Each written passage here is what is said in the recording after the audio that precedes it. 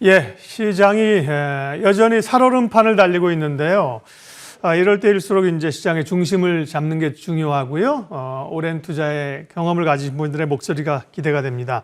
오늘 시황의 해설자들은 더원 프로젝트 홍성학 대표님 함께 하는데요. 화상으로 연결이 되어 있습니다. 대표님 안녕하십니까? 네, 안녕하세요. 네. 오늘 주제는 이렇게 잡아봤습니다. 물론 뭐 전반적으로야 시장이 지금 포션을 늘리기는 어려운 보수적인 상황인 건 맞는데요. 그 가운데 그나마 이제 조금 제한적으로 담아볼 섹터가 무엇일까? 에너지 쪽에 대한 관심이 높고요. 또 IT도 관심이 있죠. 네. 이런 주제를 가지고 시장 얘기부터 하면요. 긴축 우려, 물가, 우크라이나까지 겹치면서 반등 이후에 다시 하락 중인데요. 미국도 그렇고 우리도 그렇고 다시 이제 전저점을 가느냐, 거기를 깨느냐, 여기에 대한 우려들이 이제 높은 거잖아요. 어떻게 보세요? 네네. 여보세요? 네. 네. 지금 그동안 우리가 지난 1월 달 시장이 이제 금리 인상, 하이퍼 인플레이션에 대한 우려, 그리고 금리 인상이라고 하는 부분으로 인해서 시장이 계속해서 몰려왔던 부분이고, 그런 부분들이 지난 1월 28일 날 오전에 장중에 저점을 기록한 후에 이제 시장이 되돌려줬고요. 구정 연휴 이후에 안정적인 어떤 모습들을 부과하는 상황 하에서 그동안 꾸준히 말씀드렸습니다만 2월 달은 다져가고 안착하는 어떤 그런 시간이 필요한 어떤 구간이다라고 말씀을 드렸는데, 그 와중에 이제 러시아 문제가 물론 뭐 갑자기 생겨난 문제가 아니라 지난해부터 계속해서 있어 왔던 일들이지만 최근에 이제 좀 긴박하게 돌아가는 어떤 상황들이 발생함으로써 지정학적 리스크로 인한 시장의 충격, 그게 뭐 미국 시장도 마찬가지고요, 우리 시장도 마찬가지인데, 일단 하단은 금리 인상이라고 하는 어떤 요소로 인한 시장의 하락은 마무리됐다라고 볼 수 있고, 한편으로 지금 시장을 굉장히 불안정하게 만들고 있는 러시아 문제이지만 이 부분이 인플레이션에 대한 우려, 그리고 금리 인상이라고 하는 어떤 부분들이 시장을 압박할 수 있는 요소들을 현저하게 좀 줄여둔 부분들도 있다라고 볼 수 있습니다. 그래서 지금 현재 뭐 러시아 문제가 어떻게 발전할지에 대해서는 아무도 알 수가 없는 것이고, 뭐 예를 들어 무력 침공을 했을 경우에 시장은 굉장히 큰 충격을 받을 수밖에 없는 상황하에 놓여 있기 때문에 불안한 마음을 가지고 있는 거겠죠. 그러나 그 지정학적 리스크, 우리가 알 수 없는 변수들이 발생하지 않는다라는 가정을 한다면 일단 1월 28일 날 기록했던 종가상으로 1월 27일이겠죠. 하단은 확인한 상태다라고 생각할 수 있을 것 같습니다. 예. 지수에 관한 얘기를 조금 마저 하고 또 섹터 얘기를 하도록 하겠습니다. 소위 네.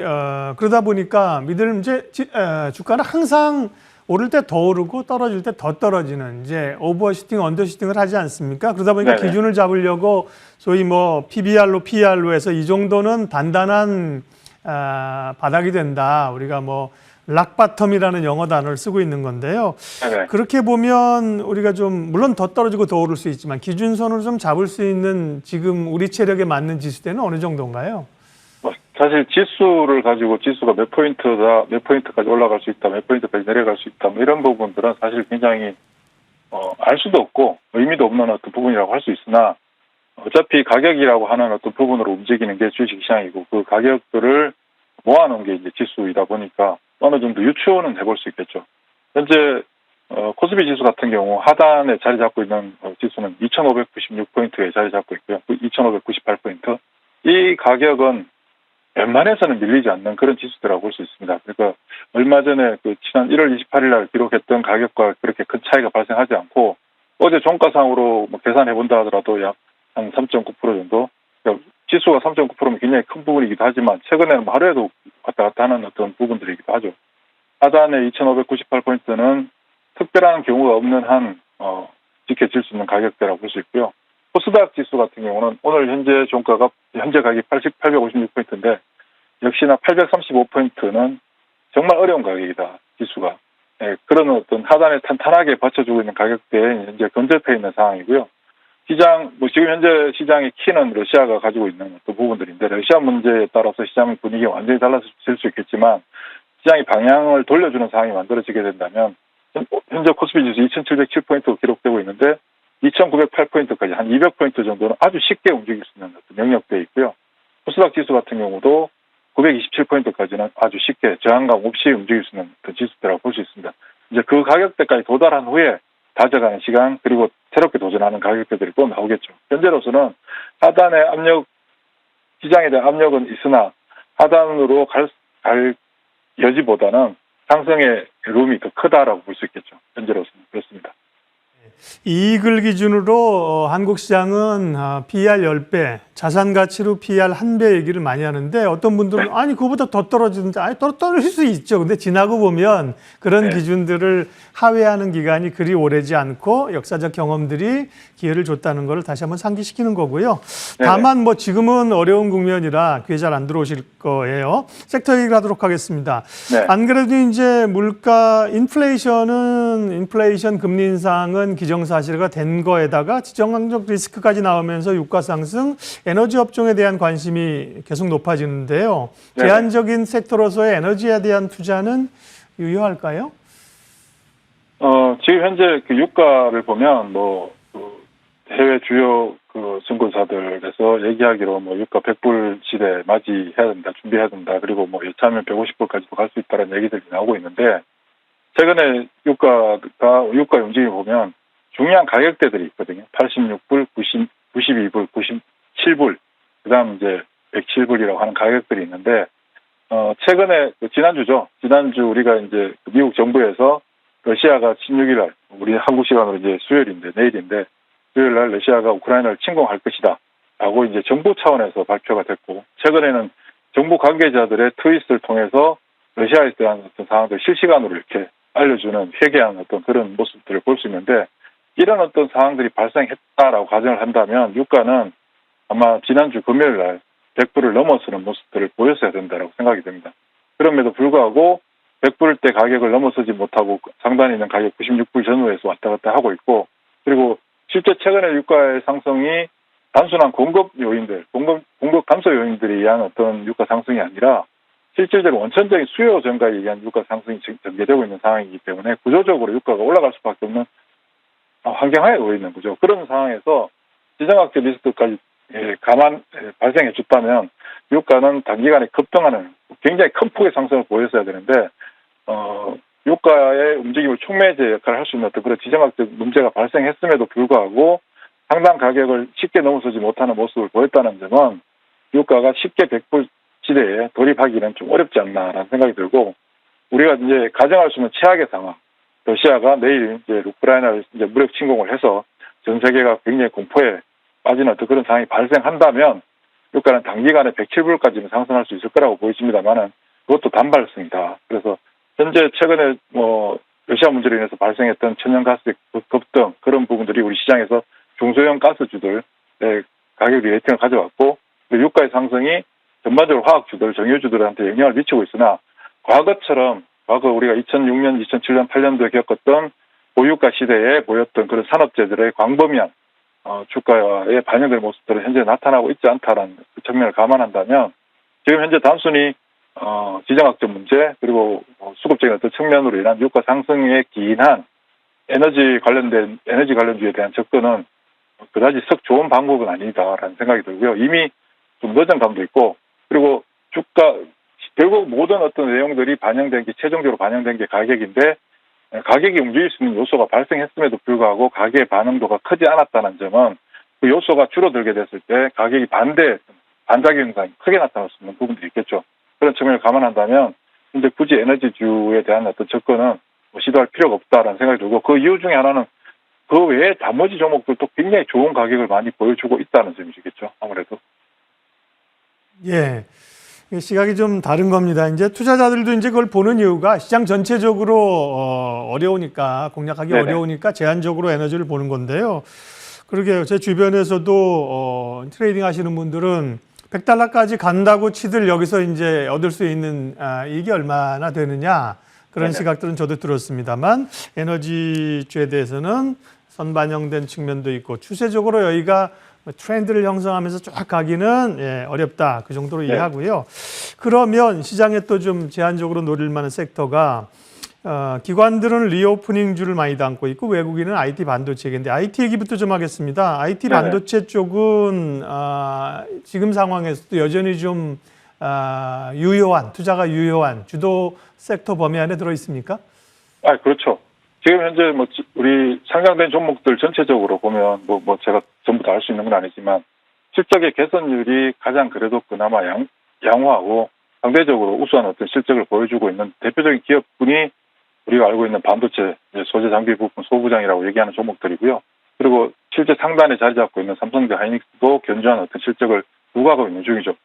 뭐 시장에서는 평가를 기업들마다 업종들마다 밸류에이션 측정의 어떤 범위를 좀 달리하는 이중적인 어떤 잣대를 가져다 주는 것도 사실이지만 궁극적으로 현재 IT 업종보다 좋은 실적을 가진 종목분들이 별로 없는 상황이거든요. 그리고 시장 상황이 불안정하게 전개될 때 특히 국내 기관이나 외국인들의 매매가 좀 시장의 비중을 좀 높게 차지할 때는 이들 종목들이 IT 종목들의 지분 구조를 놓고 볼 때 외국인과 국내 기관들이 일정 수준의 지분들을 다 가지고 있는 상황이다 보니까 그런 부분들에서 자유롭지 못한 부분들 인한 가격의 변동성도 줄어들고 가격에 시장이 충격받을 때 같이 변동되는 어떤 부분들도 있지만 오늘 시장에서 나타나고 있듯이 지수가 조금이라도 돌려주는 상황이 나오게 될 때 가장 먼저 반응하는 모습들 또한 IT 종목군에서 보여주고 있거든요. 그런 측면을 감안한다면 여전히 시장의 중심은 IT 하드웨어가 자리 잡고 있고 IT 하드웨어가 지난번에도 말씀드렸습니다만은 시장의 주도주로서 시장을 완전히 끌고 가는 그런 역할들을 하는 게 아니라 시장에서 중추적인 호호 역할을 하면서 시장을 안정적으로 받쳐주는 그런 백업 역할들을 충분히 할 수 있는 종목들이다. 측면에서 IT에 대한 관심은 계속해서 가져야 되고요. 특히 지금 현재 우리 산업 구조를 놓고 볼 때 우리나라 경제에서 IT가 차지하는 비중이 가장 높지 않나요? 네, 그런 측면을 감안한다면 특히 시장이 이렇게 불안정하게 움직여주고 그런 어떤 부분들로 인해서 변동성도 줄어들고 거래가 줄어들고 변동성이 확대되는 이런 구간이 오히려 이들 종목들에 대한 관심을 가질 수 있는 그런 좋은 기회다라고 생각이 들고 IT 종목이 단순히 이제 IT 하드웨어 종목들이 올라간다고 해서 시장이 좋아지고 나빠지고라는 어떤 개념을 떠나가지고 우리 시장은 크게 4개의 축으로 이제 시장을 구분할 수가 있는데 첫 번째가 이제 삼성전자를 비롯한 대형 IT 시가총액 최상위에 있는 현대차도 마찬가지고요. 그런 종목들이 있고 그다음 두 번째가 은행, 정권, 보험과 더불어서 산업재들, 철강, 금속, 기계, 조선, 화학, 에너지, 운송 등등의 지수 관련 대중주가 크게 지수를 연관시키는 2개 축이고 그다음 이제 개별 종목으로는 제약바이오를 비롯한 헬스케어 쪽 그리고 IT 하드웨어. 그 IT 하드웨어는 IT 하드웨어 플러스 디지털 콘텐츠 쪽으로 연결되는 어떤 그런 무리를 가지고 있는데 IT 하드웨어 종목들이 안정적으로 움직인다는 것은 시장에서 시장 참여자들, 우리 개인 투자자들의 심리적인 안정감을 가져다 주게 되는 어떤 요소로 작용하기 때문에 그 이후에 변동성이 큰 종목들의 움직임들을 만들어줄 수 있는 발판을 마련하는 대표적인 종목군이거든요. 그래서 이들 종목들에 대한 어떤 관심을 계속해서 가져가야 되는 게 분명한 사실이다라고 생각이 듭니다. 네. IT 반도체 이제 그 세부적인 내용들에 대한 고민들은 좀 더 필요하고요. 뭐 말씀도 많이 하셨지만 기본적으로 어쨌든 간에 지금도 그렇고 올라올 때도 IT, 하드웨어, 반도체 여기는 포트에 좀 들어가 있어야 되고요. 리오프닝 관련주 얘기도 좀 해야겠습니다. 오미크론 환자는 늘어납니다만 오히려 먼저 가는 기대를 반영하는 시장은 결국은 이제 경제 재개에 대한 기대감이 있고요. 일부 좀 여행, 항공, 카지노 이런 쪽은 좀 올라왔지요. 리오프닝 주는 어떤 기준으로 어떻게 접근하면 될까요? 리오프닝이라고 하는 게 이제 코로나로 인해서 실적이 나빠졌던 굉장히 급감했던 부분들이 이제 정상적으로 이제 돌아가면서 실적 또한 정상적으로 회복되겠죠. 그 상황에서 초기에 이제 기저 효과를 통해서 실적이 점프업을 보여주겠지만 실제 코로나로 인한 기저 효과에 대한 반작용의 주가 움직임은 지금 현재 여행주나 항공주나 화장품들도 작년에 한번 보여줬던 상황이고요.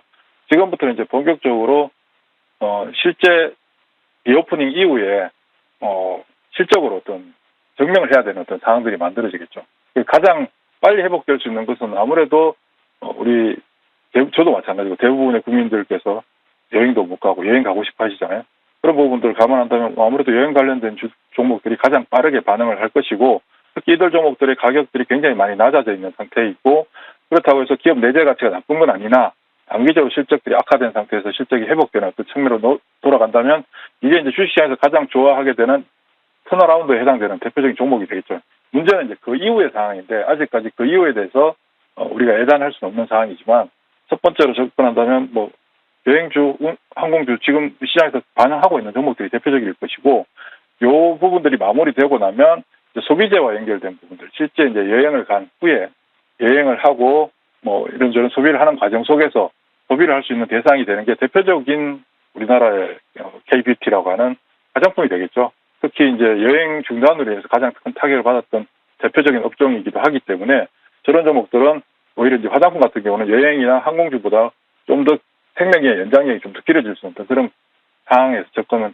하는 게 좋지 않을까 그렇게 생각되고 최근에 아모레퍼시픽 같은 경우 움직여주는 요인도 바로 그런 부분이 크다라고 할 수 있겠습니다. 예, 마지막으로 오늘 지금 얘기하지 않은 섹터 가운데 우리가 1분기를 기준으로 잡고 또 눈여겨볼 만한 섹터 있으면 마무리해 주십시오. 지금 현재 실적이 종목별 요즘 이제 실적들이 예전에는 개별 기업들의 실적에 따라서 크게 연동되지 않고 같은 섹터 내에서 동조되는 움직임을 보였는데 현재 나타나고 있는 현상들은 섹터 내에서 종목들의 움직임들이 조금씩 달라지는 양상들이 펼쳐지고 있고 이 부분들은 시장 참여자들이 개별 기업 하나하나의 실적을 굉장히 좀 면밀히 따지고 있다라고 볼 수 있는데요. 그래도 지금 현재 계속해서 실적의 점프업을 할 수 있는 대표적인 종목군은 2차전지 업종들이죠. 물론 이제 배터리 셀을 제조하는 업체들 같은 경우는 대규모 투자가 계속해서 이루어져야 되기 때문에 그 투자로 인한 어떤 영업이익의 저감 현상들은 피해갈 수 없는 상황이지만 이 배터리 셀을 제조하는 업체에 공급하는 소재 장비 쪽은 여전히 굉장히 좋은 상태이고요. 실적의 점프업이 당분간 계속해서 제일 강도 높게 나타날 수 있는 쪽은 2차전지 장비, 그다음 후순위가 2차전지 소재 쪽일 것이고 그리고 아까도 말씀드렸지만 반도체 소부장, IT 하드웨어 소부장들이겠죠. 특히 요즘 PCB 쪽 그리고 반도체 후공정 쪽 이쪽의 기업들 실적도 굉장히 좋습니다. 그래서 이런 부분들 순으로 우리가 접근을 해야 된다고 생각이 듭니다. 네, 정리 좀 하면요. 어쨌든 간에 좋게 보시는 쪽은 시장이 좀 정상화 올라왔을 걸 감안하고 좋게 보는 쪽은 IT 하드웨어, 반도체, 그다음에 2차 전지는 2차 전지 어려운데? 라고 생각하는데 2차 전지도 여전히 좀 가슴속에 품고 봐야 된다 말씀하셨습니다. 예, 오늘 말씀하신 내용들은 홍성학의 장중일기로 머니투데이 방송 유튜브에 올라가니까요. 참고해 주십시오. 오늘 시황의 해설자들 더원 프로젝트 홍성학 대표님 함께했습니다. 고맙습니다. 네, 감사합니다.